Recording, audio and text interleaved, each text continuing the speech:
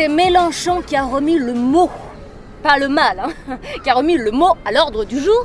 Qu'est-ce qu'un salaud? Mais c'est quelqu'un de mauvaise foi qui choisit de se mentir pour ne pas avoir de scrupule à nous mentir. Alors une question me brûle les lèvres. Peut-on faire de la politique à un haut niveau sans être un salaud? Ça n'empêche pas la plupart de faire de la politique sans même se poser ce genre de questions. Il en va de leur bonne ou mauvaise réputation. C'est fou ça.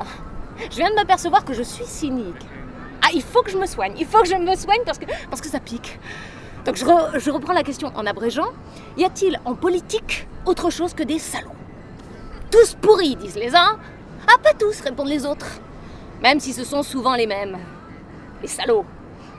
Mais avant d'y répondre, jetons un œil sur l'objet véritable de la question.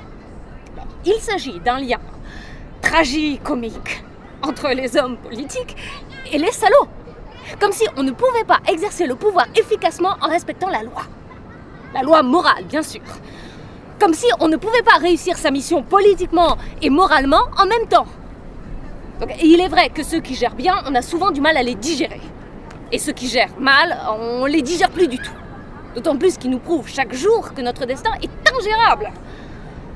Ah, les salauds! Mais foutez-les tous dehors, rétorque Mélenchon, au nom de la morale républicaine. Seulement voilà, moi je crains que si on joint le geste à la parole, il n'y ait plus personne. Personne pour exercer le pouvoir efficacement et vertueusement. C'est soit l'un, soit l'autre. Soit des salauds qui réussissent, soit des nigauds qui échouent. Morale ou politique, il faut choisir. Ah, les salauds! Et le plus tragique dans la situation d'aujourd'hui, c'est que nous avons affaire à des salauds qui échouent et passent leur temps à simuler leur succès et à dissimuler leurs échecs. Donc c'est sans issue. Et ce que ces salauds ont plus que jamais intérêt à comprendre, c'est qu'on n'en peut plus. Jusqu'ici ça va, mais au-delà, ça va pas, ça ne va plus, ça peut plus aller. On étouffe quoi, on étouffe sous le poids de la mauvaise foi de ceux qui ne mesurent ni notre oppression, ni notre souffrance, ni notre humiliation. Alors peu importe le nom qu'on leur donne, il faut qu'ils dégagent. Parce qu'ils sont moralement méchants et politiquement mauvais.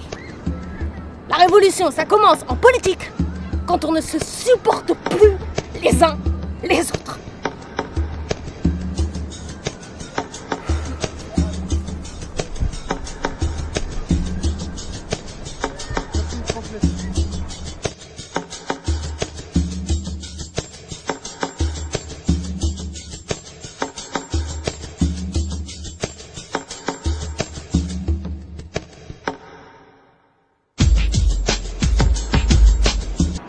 Sa